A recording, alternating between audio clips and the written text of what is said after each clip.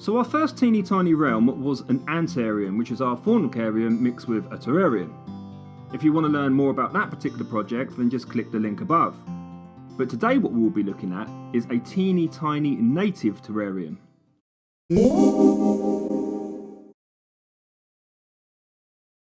And that's basically a very small ecosystem within a jar, or a small place. The idea is for a little universe to live by itself in a self-contained space. So for this project, what we're going to use is, we're going to use, of course, our very small jar with a corked top to keep it airtight. We're going to have activated carbon and white gravel. The activated carbon acts as a good filter level with the white gravel, but at the same time it's good at just keeping things clean and fresh within the universe itself.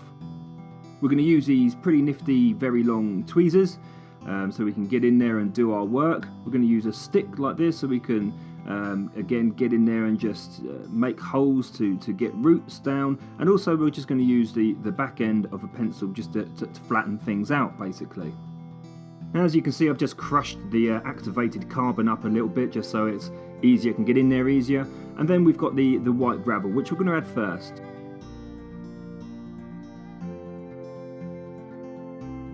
It's just an aesthetic thing as well. I like the white at the bottom of everything. And then we're just going to even things up at the bottom of our little world.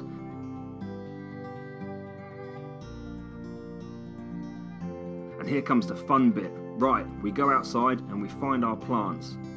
Today is a lovely spring day. Spring is springing. And there's all sorts of little plants are beginning to just like come through with the sunshine and the damp conditions on top of that as well. It's thriving out here.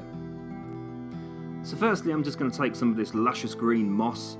Moss is always a good thing to add to terrariums. And then secondly, I'm just going to find really small plants. I'm going to dig round them and then dig under them and try and not damage the root in any way.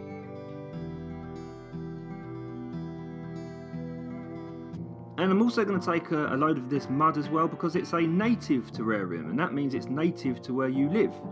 So the soil within this little world is exactly the same as the soil which is just outside of the little world.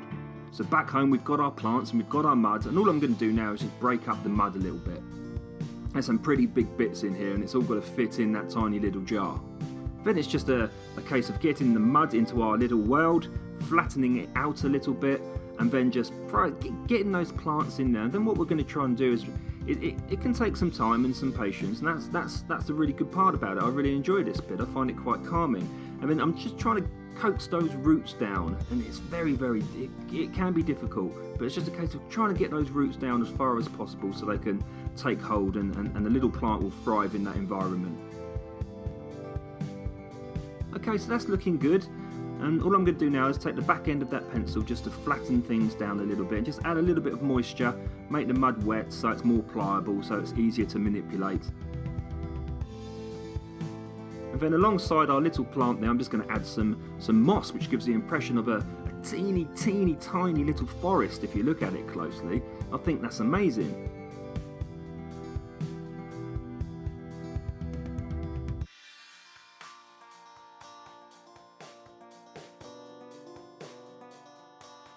There you go, that's good. So far, I'm happy with that, that's good. But I think we've got enough space to introduce another plant in there. So I'm just going to use our little stick here, make a little hole, which I'm just going to try and coax that root down inside that hole. Again, it's it's quite difficult, but if you persevere with it, you will get there. And as you can see, we're getting down there now, and that's great. That's really good. And then on top of that, I'm just going to add some more white gravel. There you go. And I think that's complete. I'm very happy with that. Now, all I'm going to do now is put the cork on top. So it's a self-contained unit. It's a self-contained ecosystem. It will live, it will thrive by itself, and we can monitor that and keep an eye on it. Anyway, I hope you enjoyed this video. I hope in some way it might inspire you to get out there and maybe perhaps make your own teeny tiny realm. Thank you for watching, and I'll see you in the next video.